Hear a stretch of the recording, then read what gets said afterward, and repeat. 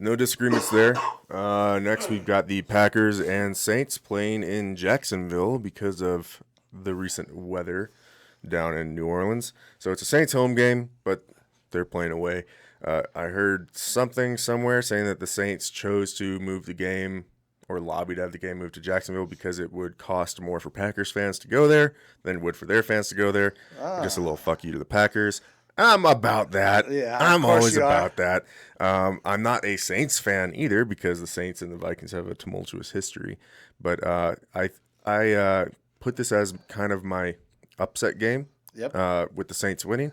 I'm still sticking with that. Lions Green Bay -4, but I think people, myself included, might be sleeping a bit on Jameis. The more that I'm kind of watching and looking into it, I think Jameis is going to be better than we were expecting. It's whether or not his supporting cast can be enough to put him over to the top. I'm hoping to see a little bit of hangover with the Packers. Devontae Adams came out this week and said no way that he's getting an extension done before the first game.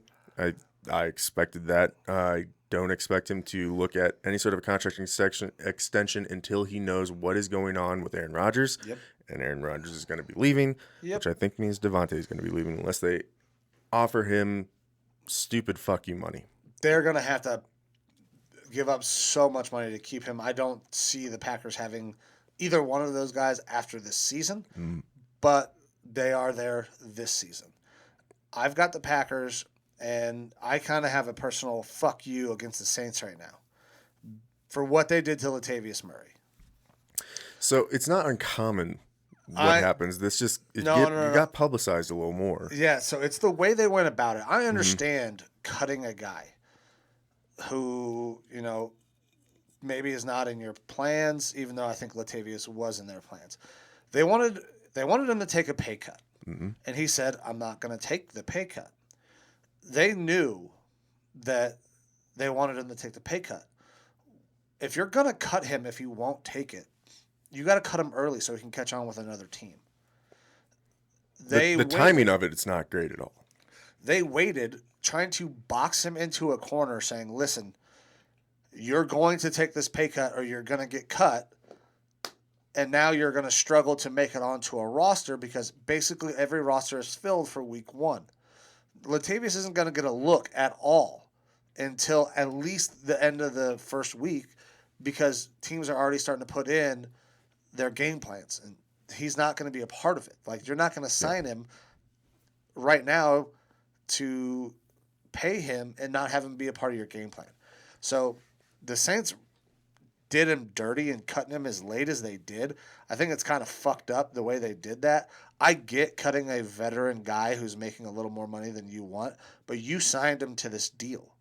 Like, we expect players to, honor their contracts, play for what you signed your contract for. And the team should do. Team should do the same fucking thing. Like, we always go at these players like, oh, he wants more money. Well, when you do these kinds of things to players, get your fucking money as soon as you can because this kind of shit's going to happen. Like, the thing is that I think Latavius has lived up to his contract. I mean, it's not like he's making crazy money, and he's been exactly what the team wants. He's a second running back. He's more of a hard-nosed runner. He's a different back than Kamara. He's doing the job that he's there to do. And he was only making like $3 million. Yeah, and you don't have an upgrade on the roster. No, not at all.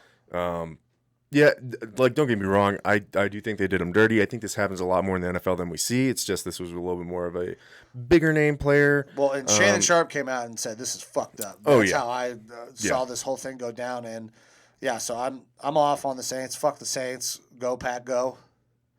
I'm sure you did not enjoy hearing me say that. Hey, I mean, you can say what you want to say. I know. I don't agree with you. Obviously. Well, I mean, that's how we get famous, right? We just have bullshit arguments that nobody believes are actual arguments. I mean, I'll respect your argument for this Go Pack Go thing, but whenever I hear Go Pack Go, I just hear which is fine. I mean, who doesn't like gagging? Yeah, that's exactly what that was. Yeah. There were no other insinuations there. Yeah. Anyways, Saints, I got them by a slim margin. I actually put a bet on them to Yes, win. you did.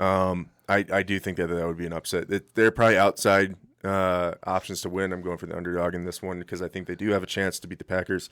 And yeah, it's my hope that actually happens. Not just because I dislike the Packers, but now because I got money on the game.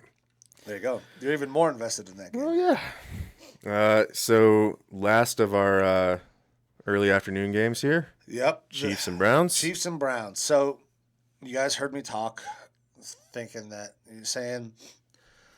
Obviously, I'm a huge Browns fan. I just was nervous that Andy Reid, with a bunch of extra time, and that unbelievable Kansas City Chiefs team, they're going to be tough to beat. Well, the line is moving. The line was at 6. It's down to 5.5. And I can't fucking do it. The Browns are going to beat the goddamn Chiefs in Arrowhead, and we are going to make a statement in week 1. I wanted to say the Chiefs and bet with my head. I'm betting with my fucking heart.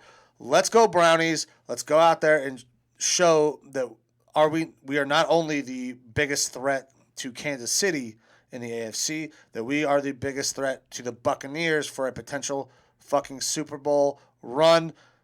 The season for the Browns gets off on a high note, taking the Browns against the Chiefs.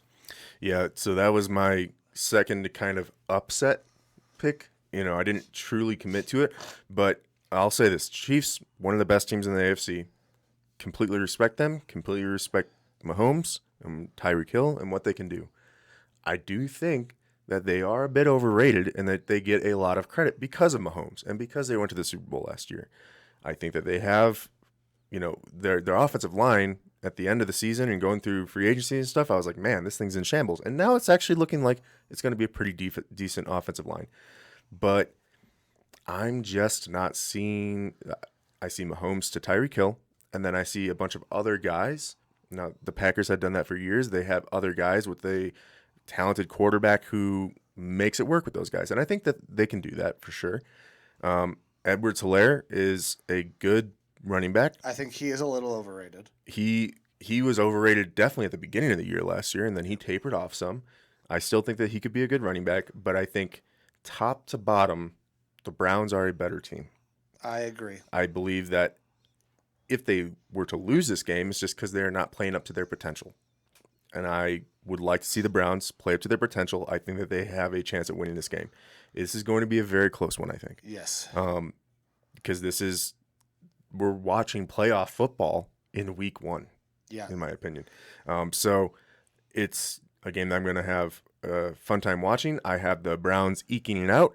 I think they keep Dwayne Rudd on the sidelines. Yeah, fuck. With his helmet on. The guy's been retired for a little bit. He's going to stay on the sidelines with his helmet on. Yeah, when that got posted to the social, I was like, fuck. Hey, Dwayne Rudd, former Viking player as well. Yeah. I like Dwayne Rudd. Back when the Browns invented new ways to fucking lose games. Yeah. So if you guys don't know what we're talking about, check out the Lyman Lounge on Facebook. Posted on there last night. It was, 17 years ago, 19 years ago, something like that the Browns and Chiefs last played in week 1. And the Browns were winning that game. Chiefs were making a run, and Dwayne Rudd kind of made a buffoon play. Yeah. Time had expired. He whips his helmet off while the play is going on and gets a defensive penalty. Game can't end on a defensive penalty. It puts the Chiefs within field goal range, and Morton Anderson kicks one through the uprights to finish the game out for the Chiefs with a win. 40-39. Yeah. It's one of those crazy games in NFL history. It's one that, as soon as you say the name Dwayne Rudd, like, people in Cleveland instantly get upset. They're like, that was the epitome of Cleveland Browns football at that time. They were literally finding new ways to lose games. Yep. And then, there's so many of those other ways. Like, as a Browns fan, you got the drive, the fumble, the fucking that play. You got the kick 6 losing to the fucking Ravens. I'm so excited for this season. I cannot wait to watch the Browns beat the fucking Chiefs and get the season started off right. This will be the first time the Browns have won in a week one if they pull this off in so long. I don't even remember how many years. I think it's 12 fucking years since they've won in week one, maybe even longer than that. Another thing that scared me about picking the Browns is we're terrible in week one. We got the shit beat out of us last year in week one. But same offense. In Arrowhead. Yeah, in Arrowhead. Same offense, though. Same head coach, same offensive coordinator, same defensive coordinator. That has not happened in Cleveland in fuck who knows how long. And the last time it did, I'm pretty sure it was Rod Shadzinski, and we sucked before. So yeah, I'm very excited. I got the Browns, baby. Let's. I'm really go. hoping that next time you see us, that we will both be very happy souls because both of our teams have walked out of week one with a win. Absolutely.